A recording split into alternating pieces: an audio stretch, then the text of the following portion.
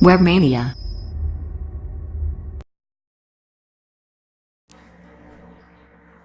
Hello viewers, welcome to Webmania Bootstrap 323 tutorial. In this video tutorial, we will learn Bootstrap input group. So Bootstrap input group extend input element by adding text, icons or buttons before, after or on both sides of the input elements. Don't confuse with this statement now. When we see examples of this, you can understand this very easily. Avoid using select and text area elements because they are not fully supported by some browsers. Let's look at these examples.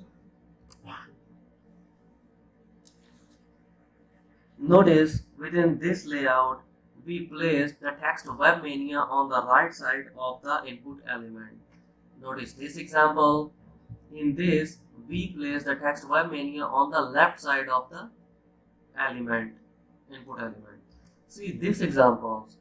In this, we place the text Webmania on the right side of the text, also on the left side of the text.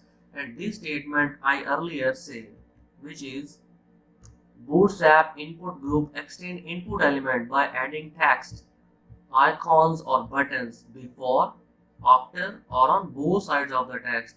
So we add before the input element, after the input element, and or on the both sides of the input elements. Let's go to our editor to achieve these layouts and do some practical work. So this is our editor, and first we have to use the div element, and inside the div element we placed a class of input group. And input group, we want input text,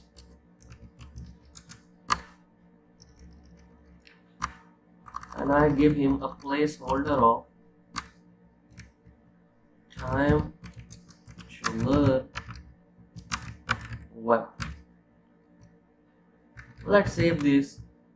Okay, sorry, I'm going to use class of form control. Let's save this and view in our browser. So here is our browser, and when we reload this, here you can see we have an input element which is 4 unit wide. Let's go back to our editor, and now we have to add the text of Webmania on the left side of the input element. For adding text of Webmania on left side of the input element, we have to use the span element. And inside span element, we have to use the class of input-group-addon.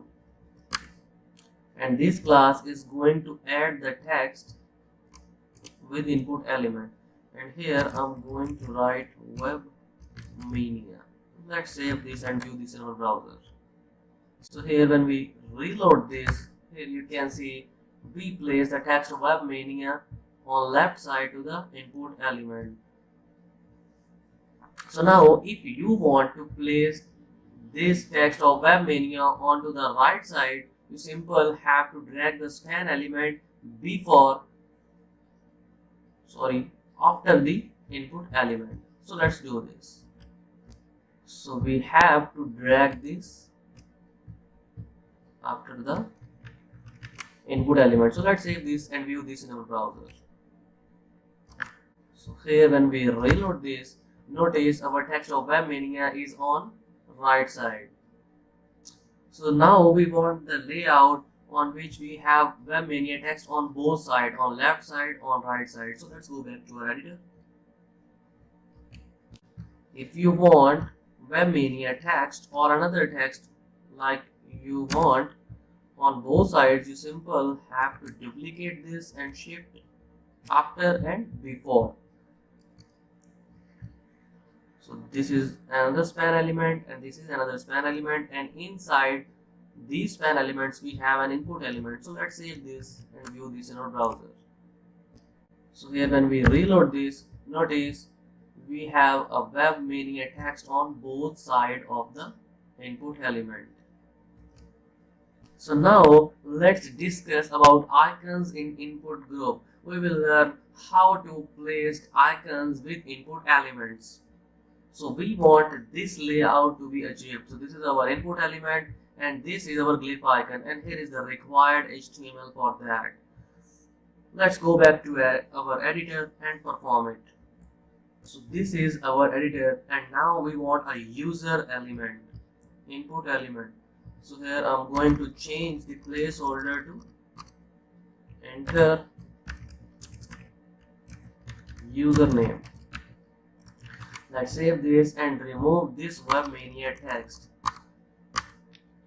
So now instead of Webmania text, we have to insert a glyph icon here. For inserting a glyph icon, we have to use a span element again. So notice these are nested span elements. And inside this span element, I'm going to use the class of glyph icons and glyph icon user. So these are the names of glyph icons. I explained these glyph icons in my previous video tutorial. If you confused about these glyph icons, so please watch my previous video tutorials. So let's save this and view in our browser. So this is our browser, and when we reload this, notice we have a glyph icons on left side of the input element. And if you want this glyph icon to move on right side, you simply have to drag the span element after the input element. You can use different glyph icons here. So suppose if I'm going to use the glyph icon of phone, you can use any of this. Let's save this and go back to our browser to view this. So here when we reload this, now you have a glyph icons of phone, and here you can also enter phone number, etc. And here is the required HTML for achieving that. Now let's discuss how to insert or how to place buttons in input group. So we want to achieve, when adding text or icons in input group, we use class input-group-addon. Remember this, when we have to add text or icons in input group, we have to use the class of input-group-addon, this class. And when we want to insert buttons in our input group, we have to use the class of input-group-btn. So notice, but in adding buttons in input group, we have to use the class of input-group-btn. So let's understand this with an example. We want to achieve this layout. Here it's my button of subscribe, and this is our input element with placeholder. Click the button to subscribe. Let's make this layout in our editor. So this is our editor, and now we want to insert buttons in input group. For this simple, I have to done here is input-group-btn, and I have to remove this span element and replace this span element with button. Give him to class of btn and btn danger, and give him the caption of button is to subscribe, and also replace the placeholder with click here to subscribe. Click here to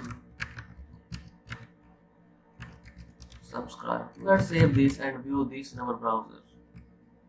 So here when we reload the page, notice you have a subscribe button, and this is the input element. So you can apply different button classes on this button to make it styling. So in this way, we add text, icons, and buttons by using input groups. So here is the required HTML for achieving this layout. So in our next video tutorial, we will learn about Bootstrap nav components. Thank you for listening. Stay tuned. Have a good day.